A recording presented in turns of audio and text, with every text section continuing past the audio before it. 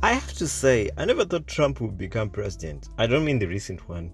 I mean at the very beginning with that, first election against Hillary Clinton. Not this one with Kamala Harris. This one was pretty much a slam dunk, especially after that campaign shooting that gave him 50 cent level street cred. There was no way the Democrats could have eaten into that. There's nothing that screams more hardcore than surviving an assassination attempt and punching your fist in the air defiantly immediately afterwards. And that picture, right? That picture. That's a picture of legends right there. The shooter, he just handed Donald Trump the election. That is what I believe. Of course, I don't know that as fact. Of course, things could change. But in my opinion, he just handed Donald Trump the election. And while raising his fist, surrounded by Secret Service agents, the American flag is behind him. Ladies and gentlemen, you can't buy that. You can't buy a better photo than that if you're a politician. You can't buy a better photo than that. There's been a new wave of admiration and respect for Donald Trump and his family because Trump in his third attempt of office has apparently matured. Trump's first term seemed like a TV personality impersonating a president and just putting on a show. Very charismatic, but sometimes over the top, which made him seem like a loose cannon at times. But with political experience and great adversity from Democrats particularly, and almost going to jail, he has been molded into a more powerful and assertive leader who is driven to, quote, make America great again. You may be wondering, so why discuss this here? Well, America is the most influential nation in the world, and today we will be looking at the executive orders he passed in his first day in office and what it will mean for Africa, since Africa is also part of the world, as we look at them one by one. Number 1, immigration crackdown. Trump's strict immigration policies include his restrictions on refugees and asylum seekers, will limit the ability of African migrants to seek safety and opportunity in the US. Donald Trump's immigration crackdown has been one of the most controversial policies since taking office, with wide-ranging impacts on immigrants and asylum seekers both in the USA and abroad in Africa. He has pledged to tighten the borders, especially in Mexico, which has been on the receiving end of many of his political campaigns. He even went as far as accusing them of eating American pets and cats and dogs. In Springfield, they're eating the dogs, the people that came in. They're eating the cats. They're eating the... Who am I to confirm that? I have never seen a Mexican in my life, so I can't really confirm whether that's true or false. On his first day in office, he made good on that promise. Trump signed a series of executive orders that kickstarted his immigration crackdown, including tasking the military with aiding border security, issuing a broad ban on asylum, and taking steps to restrict citizenships for children born on U.S. soil. Children born on U.S. soil, which means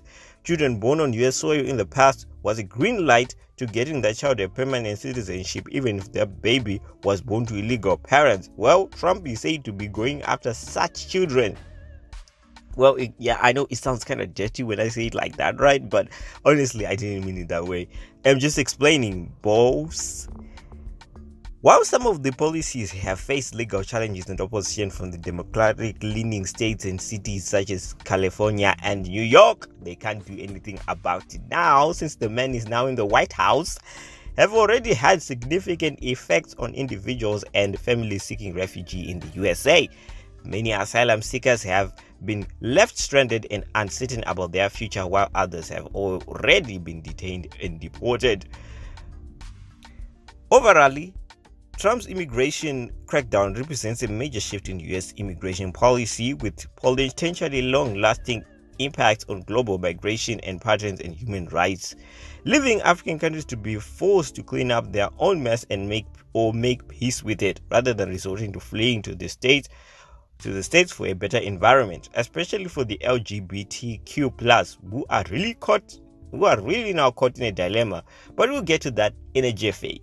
African countries with the biggest asylum seekers who likely to be affected the most will be South Africa, which I find to be rather surprising considering its wealth, which is rather confusing. Maybe they are running away from the gender-based violence. Well, yeah, it is really getting out of control there.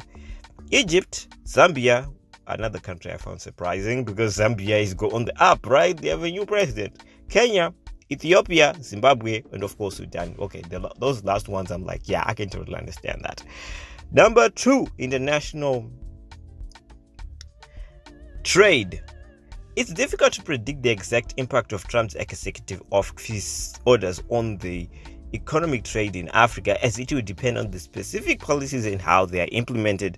However, there are some potential effects to consider here, such as the tariffs. If Trump imposes tariffs on African countries, it could mean African goods will be more expensive and less competitive in the US market, which could harm African exporters and reduce trade. Again, straining business in Africa, but not for the USA. Trade agreements. If Trump renegotiates and withdraws from trade agreements with African countries, it could disrupt established trade patterns and reduce economic opportunities for both USA and African businesses. Number 1, investment.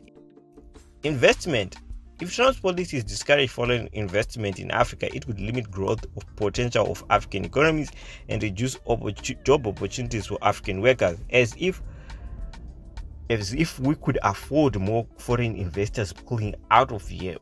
Unless you're the young president from the Burkina Faso, maybe he's probably happy about this, of course.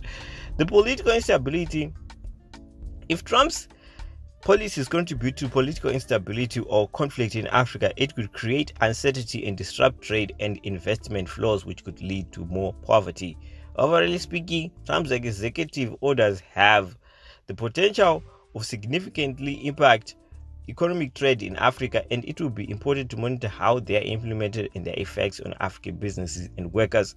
At the end, though, of the day, it's not like we're children, right? We still do have our own natural resources and minerals. It's not as bad as it seems if we are able to be as organized and use our minerals and natural resources as we should. I mean, just think of Wakanda. We already have an example, right? It will be fine. As you know, when it comes to organization, when it comes to Africa, it's still better said than done. Number 3, the big one. This is a big one. Reduced international health funding and pulling out of the World Health Organization. This one got people talking. Trump's proposed budget cuts to global health programs and this withdrawal from World Health Organization could reduce funding for critical health initiatives such as HIV and AIDS prevention and treatment, malaria control, and maternal and child health. I hope that doesn't affect the ARVs though, because that would be a disaster. I thought we moved past the HIV and AIDS. I actually had forgotten about the disease until just now. Disrupted coordination. The US withdrawal from the WHO could disrupt global coordinate efforts that have been there for years and decades. To respond to health emergencies and pandemics such as COVID-19, make it more difficult for countries to access resources and expertise. Trump's policies could also reduce funding for research and development of new pharmaceuticals, which could limit the availability of life-saving drugs and treatment for people in Africa and other parts of the world. Political instability. Trump's actions could contribute to political instability in some countries, making it difficult for government to provide basic health services and respond to health emergencies. Number 4, the last one. Recognition of only 2 genders. This is probably the most popular one in Africa for obvious reasons. Why are you gay? Who says I'm gay? You are gay.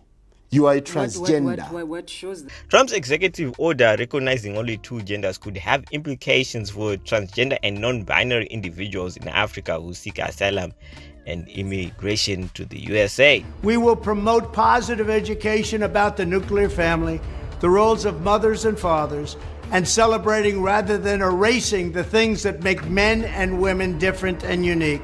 I will ask Congress to pass a bill establishing that the only genders recognized by the United States government are male and female, and they are assigned at birth. That's why I said LGBTQ+ are now in a dilemma, and I wonder what that even means for that name as well, since transgender is no longer really recognized officially. Will they still keep the name, or it will be just LGB from now on? Very interesting indeed. Very interesting. Anyway, the LGBTQ+ particularly the transgender community, have nowhere to run now in Africa. That's what I mean. The US administration no longer considers their gender issues to be issues at all, let alone be issues that require an asylum or a visa. It will make it more difficult for them to migrate to USA more than ever before because of homophobia. They will have to find other reasons to migrate there to apply for asylum. But that doesn't mean Africa is relaxing its homophobic tendencies. They are actually turning up the heat. was anti-musajja. She thinks she's a man, but she does not have the equipment to be a man. So what do? Which, with countries like Uganda and Mali actually recently rewriting into the law that homosexuality is almost as bad as someone who raped someone. Trump's recognition of two genders could have significant implications for the LGBTQ+ individuals in Africa, particularly for transgender and non-binary people seeking asylum or migration to the USA. I am not really homophobic, but I am glad that non-binary nonsense is getting behind us now, like Satan and Jesus on that mountain. That didn't make sense. As an honest English graduate, I had a hard time referring to a single person as them because it's drilled into my mind, right? With the gurus, the English gurus, it didn't make sense at all. It was just like they were trying to rewrite the dictionary and create completely new word syntax, structures, and grammar that didn't even make sense. I mean, Shakespeare must have been rolling in his grave during that time. Anyway, if trans policies are applied strictly, it could mean that transgender and non-binary asylum seekers from Africa may be denied protection or recognition by the US government, as they would not fall within the binary categories of male or female. This could leave vulnerable individuals without legal protection and subject to discrimination, violence, and persecution in their home countries or transit. It could also discourage LGBTQ+ individuals from seeking asylum in the USA, as they may feel they will not be accepted or respected by the government, which is probably a realistic fear, to be honest. It's sad, but here we are. Overall, Trump's recognition of only two genders could have had a significant human rights implications in LGBTQ+. Because the main pioneering nation, the actual roots of the LGBTQ+ has been compromised. Anyway, in conclusion, basically, what Donald Trump is saying to other countries is to mind their own business and not expect American handouts like before. I can't really say it's to our benefit, but I can't really be mad about that. We can't be dependent on economic, social, and political assistance at every step of the way, with big boys wearing big boy pants now. After all, what's the meaning of African independence if we look for handouts every step of the way? There comes a time where the chickling must learn to fly on its own. He's just a man looking out for his own household. And as Africans, we can find it despairing, but we should respect it regardless. So with that, thanks for watching Music Africa. Till we meet next time.